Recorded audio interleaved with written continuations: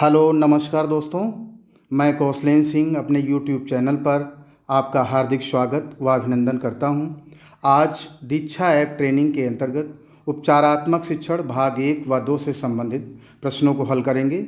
सबसे पहले आप इस स्कूल बिल्डिंग का सूक्ष्म अध्ययन करें व स्कूल में क्या हो रहा है इसको देखें। यहाँ पर एक तरफ विभिन्न संस्कृति, बोली, पहनावा आदि के जो बालक हैं मशीन नुमा ढांचे में प्रवेश कर रहे हैं व एक तरफ कुछ जो छात्र हैं वो निकल रहे हैं जो बेहतर नौकरी, ताकतवर, सुसंस्कृत, प्रतिष्ठावान हैं। नीचे आप देखिए रद्दी बनी हुई है, रद्दी का एक टोकरी बनी हुई है।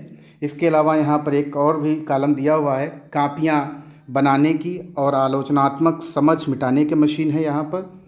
तो एक तरफ यहाँ पर सुनहरा भविष्य भी दिया हुआ है और यहाँ पर एक तरफ ये जो है आप असफल तबका भी देख रहे होंगे।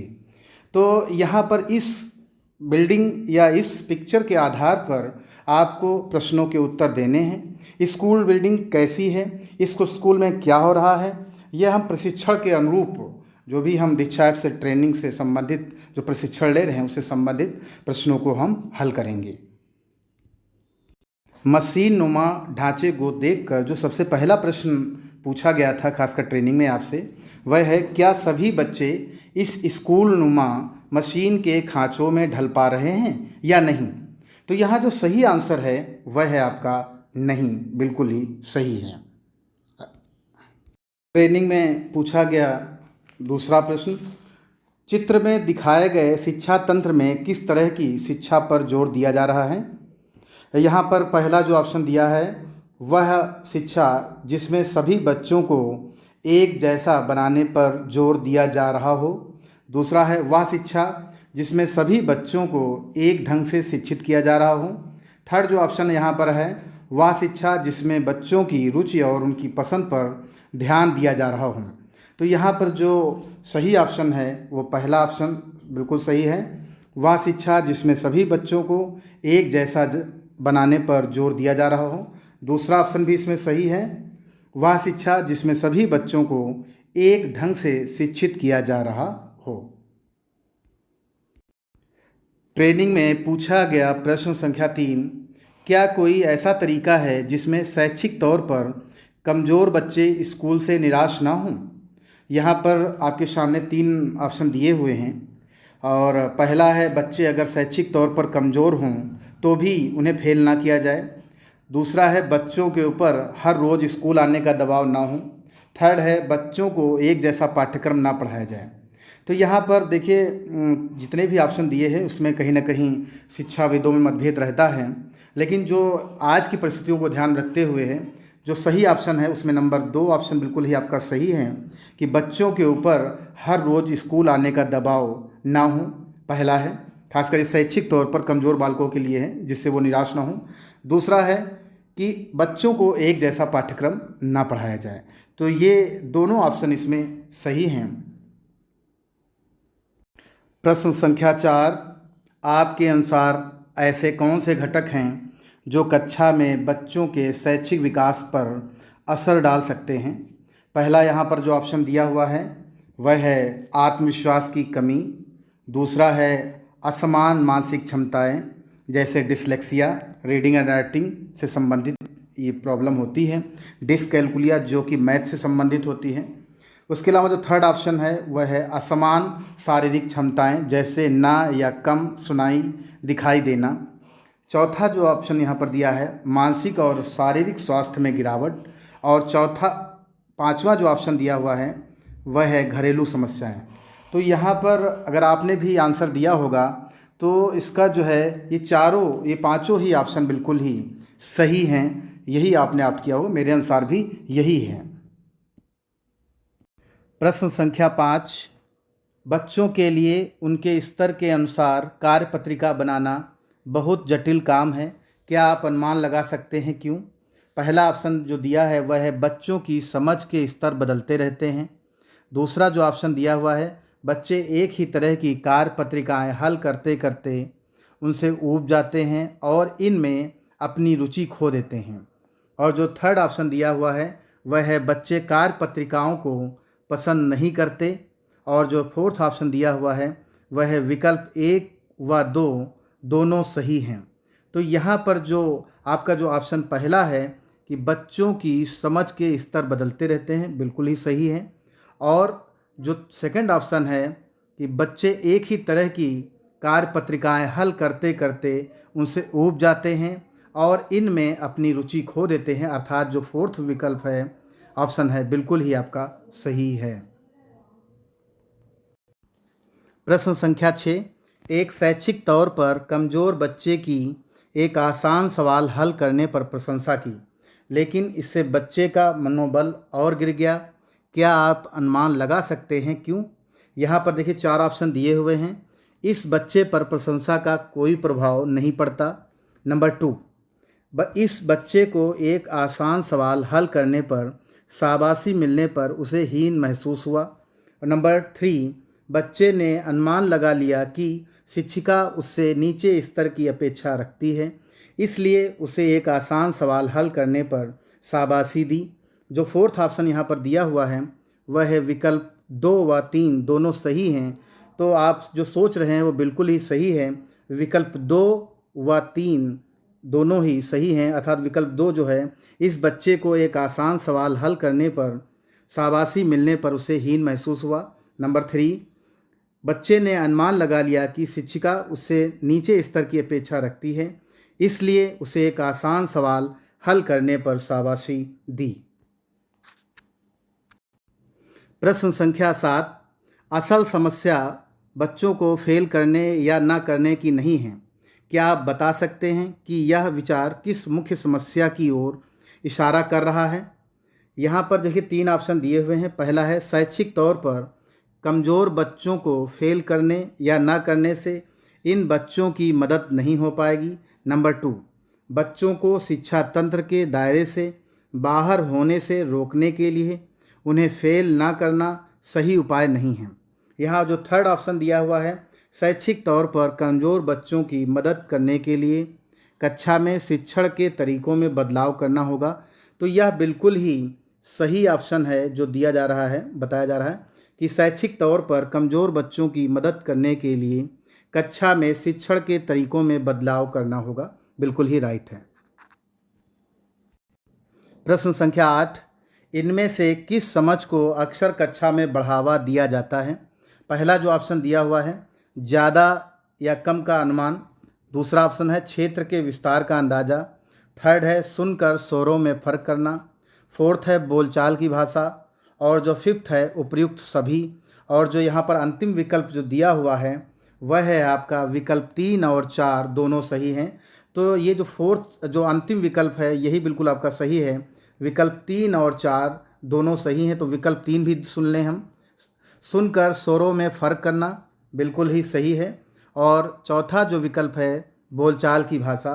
तो प्रश्न संख्या 8 का जो विकल्प अंतिम है वो सही है कि विकल्प 3 और 4 दोनों सही हैं। प्रश्न संख्या 9, क्या अगर बच्चे कहानी याद कर पाते हैं तो इसका मतलब यह है कि वह कहानियों को खुद पढ़कर कहानियों की समझ भी बना सकते हैं? यहाँ पर 2 ही ऑप्शन दिए हुए, हाँ या नहीं। तो यहाँ जो बिल्कुल सही ऑप्शन है वह है नहीं, बिल्कुल ही राइट है। प्रश्न संख्या 10, क्या कोई बच्चा यदि 10 में से 5 पाठ याद नहीं कर पाया तो उसे शैक्षिक तौर पर कमज़ोर माना जाएगा? तो यहाँ पर 2 ऑप्शन दिए हुए हैं। यहाँ पर जो पहला ऑप्शन दिया हुआ है हाँ, जो दूसरा ऑप्शन दिया है नहीं। तो यहाँ जो है जो सेकंड ऑप्शन है वही सही है, नहीं। प्रश्न संख्या 11, एक शिक्षिका कमज़ोर बच्चों की कापियों पर प्रशंसा के लिए स्टार बना देती थी, लेकिन कुछ समय बाद यह तकनीक बेकार हो गई, क्यों? देखिए यहाँ पर 4-5 ऑप्शन दिए हुए हैं, आपको ये समझ के ही इसका आंसर देना है कि पहला ऑप्शन जो दिया है बच्चे इस तरह की प्रशंसा के आदी हो गए। नंबर 2 ऑप्शन जो दिया है बच्चे जानते हैं कि इस प्रशंसा का कोई मोल नहीं है। नंबर 3 ऑप्शन है इस तरह की प्रशंसा से बच्चों को पता नहीं चल पाता कि उन्होंने कहाँ विकास किया। और जो अंतिम ऑप्शन जो दिया है, मतलब फोर्थ जो दिया है, वह है उपर्युक्त सभी। और जो अंतिम दिया है ऑप्शन, विकल्प 1 और 3 दोनों सही। तो यहाँ पर खासकर अगर आप भी सोच रहे होंगे तो यहाँ पर जो विकल्प जो अंतिम यहाँ पर जो दिया जा रहा है कि विकल्प 1 और 3 दोनों सही हैं, तो बिल्कुल ही आप सही सोच रहे हैं कि जैसे पहला लिखा है कि बच्चे इस तरह की प्रशंसा के आदी हो गए हैं, पहला जो ऑप्शन है। और जो थर्ड ऑप्शन जो दिया है, इस तरह की प्रशंसा से बच्चों को पता नहीं चल पाता कि उन्होंने कहाँ विकास किया है। प्रश्न संख्या 12, उपचारात्मक शिक्षण का इस्तेमाल कब करना चाहिए। तो यहाँ पर जो है 4 ऑप्शन दिए हुए हैं।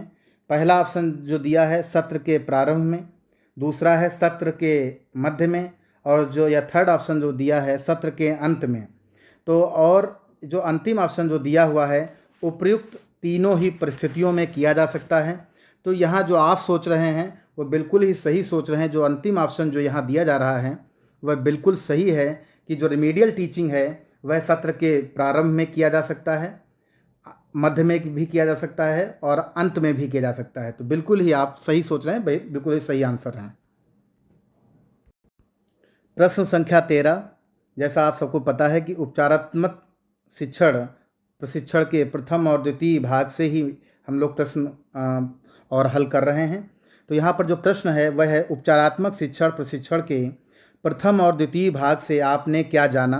तो यहाँ पर जो पहला ऑप्शन जो दिया हुआ है वह है उपचारात्मक शिक्षण का उद्देश्य उन बच्चों की मदद करना है जिन्हें एक कक्षा सत्र में उनकी कक्षा स्तर की मुख्य संकल्पनाएं और कौशल को भी सीखने में परेशानी आ रही हो। जो दूसरा है, पाठ्यक्रम के मापदंड हमें एक कक्षा के लिए उपयुक्त अधिगम स्तर जानने में मदद कर सकते हैं।